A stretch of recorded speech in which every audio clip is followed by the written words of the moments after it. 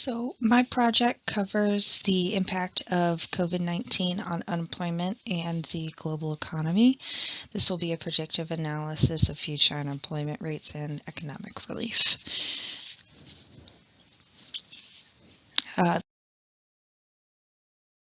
Project that I am proposing is the effect COVID-19 has on unemployment and the economy.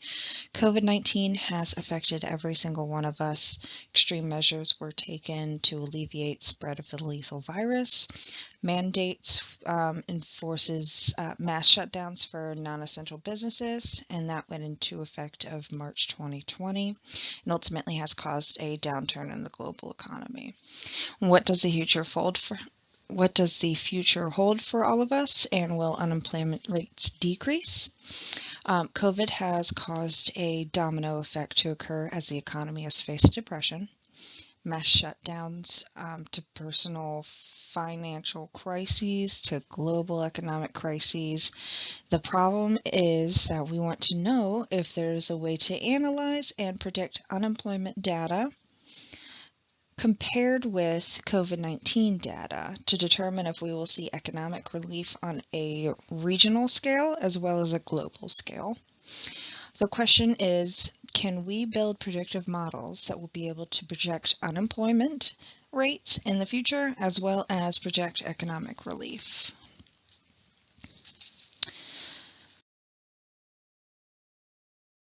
This project was chosen because of its relevancy and importance to the life we are living today. The importance of this project is significant as the global pandemic has affected every single one of us in one way or another. Since COVID-19 is a very new coronavirus discovered in late 2019, the need for statistical analyses on all aspects that were affected by this virus has increased.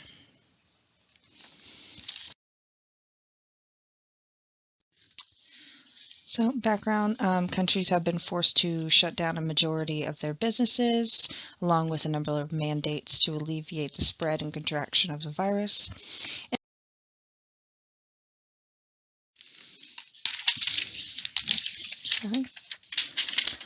So research shows that at least half the households in 4 major U.S. cities experience serious financial hardships.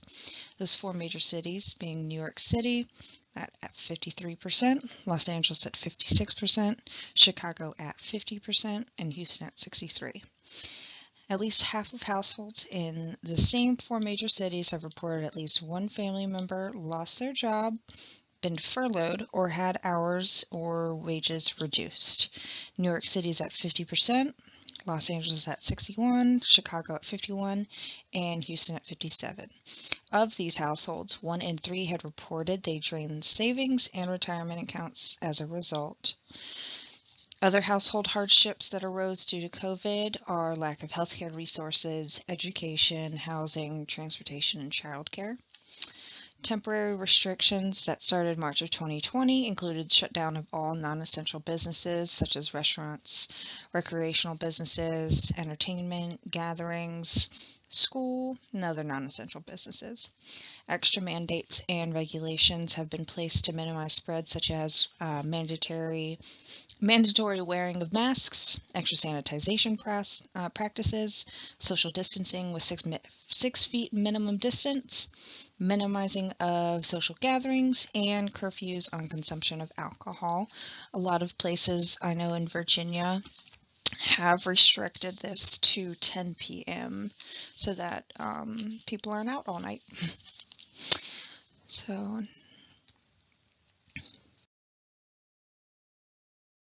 next slide. Went a little ahead, sorry.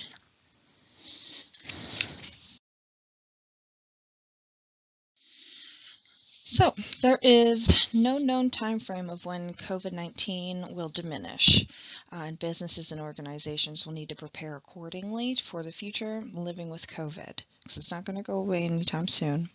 Organizations that would be affected by this project will be big corporations, small businesses, federal state governments, and the stock exchange.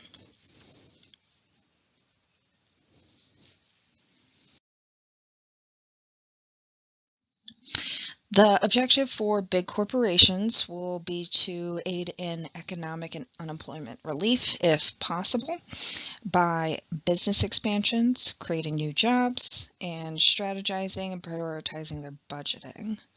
The objective for both federal and state governments is to provide full transparency to the public, provide COVID-19 statistics and information, as well as strategize funding, budgeting for funding for financial assistance programs to help those in need and those affected by the pandemic.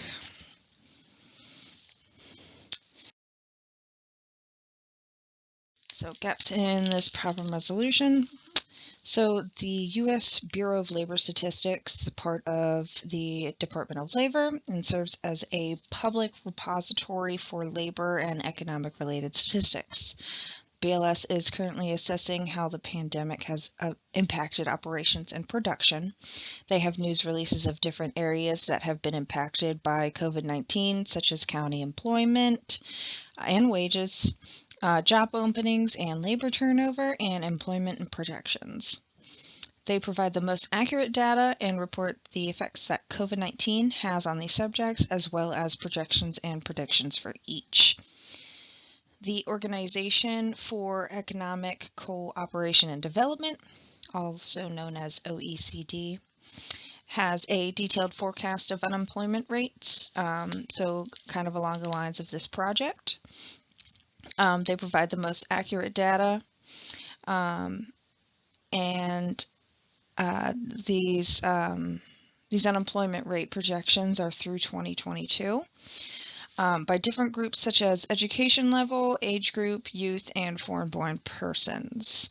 The OECD also provides a database that shows historical trends, projections for certain economic statistics, including attributes such as GDP per capita, employment, labor market, financial data. Many people have come across the issue and have provided ways to project unemployment and economic relief. Let's see, so do performance indicators. The first KPI I have defined as data preparation. Good data preparation will yield a more accurate and precise model. The data must be prepared such that all outliers are handled, as well as missing or null values. Any outliers that are present, I plan to remove anything that is anything that is outside of the 99% of majority of the data. The data must also be normalized, as normalized data improves data integrity, reduces redundancy, and then feature selection is also important in the preparation as well. The second KPI I have defined as the data exploration. Data exploration provides a comparison to gauge the change of unemployment rates over time.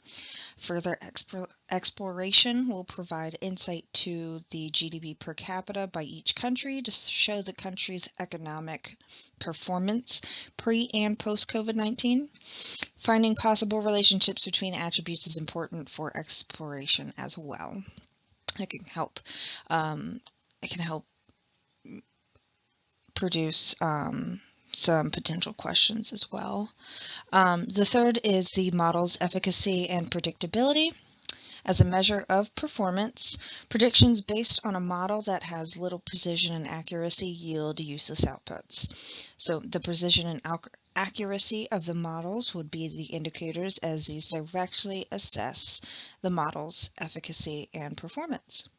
Practices such as discretization, sorry, I have a hard time pronouncing that, and feature selection can help to increase the efficacy and predictability.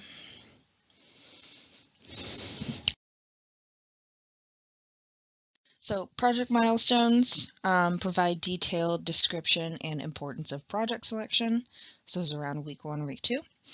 Provide 2 robust data sets that complement each other, in that one data set can be joined with the other to provide insightful findings. Preparation and cleansing of both data sets prior to developing a model. Visualize and explore the data for comparisons and patterns to provide insights on the data sets.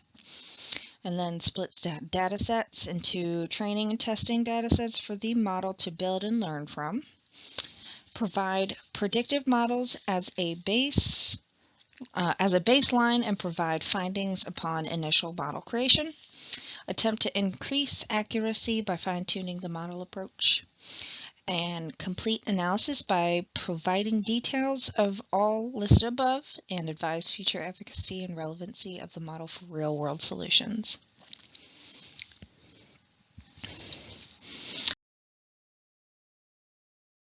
Success factors. So in order to be successful for this project, you'll need a large, robust data set consisting of over 20,000 records and 12 attributes, and this is for the main set of the project. A large set to complement the main data set to join, which also should include a large number of records with at least 8 attributes. The data is cleansed, outliers, null, and missing values are handled appropriately. Outliers will be handled by removing any points outside of 99% of the data. Visualizations are easy to read and interpret. Predictive models are accurate and precise enough to add useful insight to the project. Models are fine-tuned in order to maximize accuracy and precision. Then we'll go on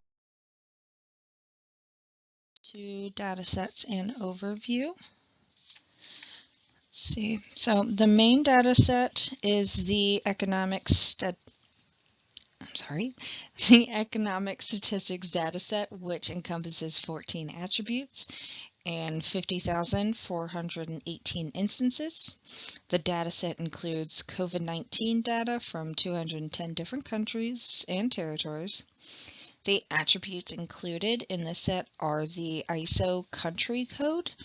It's the 2-letter code for each country. Then we have country name, the data reporting date, total number of COVID cases, the total number of deaths resulted from COVID, response stringency index, total population, GDP per capita, human development index, and columns pertaining to the natural log of the COVID-19 statistics. So there's about 3 extra columns for those. The complementary data set is the unemployment data set, which includes 8 attributes and 15,286 records. The attributes include the ISO code country, the indicator, subject, measure, frequency, time, value, and flag codes. Value being the unemployment percentage for the respective data report, date, and country. The data set encompasses unemployment rates from February 1978 to October 2020. And you can see there is the data definition here. Sorry, in the last slide. Oh no, well, let me go back. Sorry, I was trying to go back to the previous slide and wouldn't let me. So in the last slide here, I have the ERD, which is a high-level data diagram. ERD is an entity relationship diagram. It's a high-level data diagram that shows the relationship between the attributes within data sets. So I have taken all of my attributes from both data sets and combined to show their relationship to each. So I lumped up all of the COVID data in the main and in the beginning, like the middle of the graph. It shows all the COVID, so it's connected with the ISO code, which is going to be the unique identifier. Then you have the location, date, cases, deaths, stringency index, and then I have all of the natural log of all of those numbers as well. Now I might not add the extra features that have the natural log of the COVID cases, but we'll have to see a little bit farther into the project to determine if I'm going to use those or not. So this ERD is just to provide a visual representation of the relationships between them. All attributes from both sets are included. Both sets are joined on the ISO code feature. So that is the 2-letter country code for each. So each country, each ISO code has a pertaining country, and this is a global understanding. And so let's see, all fields with the exception of the human. All fields with the exception of the Human Development Index shows a direct relationship with the COVID statistics entity. So that's what we want. We want to be able to join everything on the ISO code. So when it says a location in the unemployment data portion right here, location is also the ISO code. So we'll be just joining both data sets on the ISO code, and we will develop our models on that. So that is the end of this presentation. Any and all questions are welcomed and encouraged. Thank you.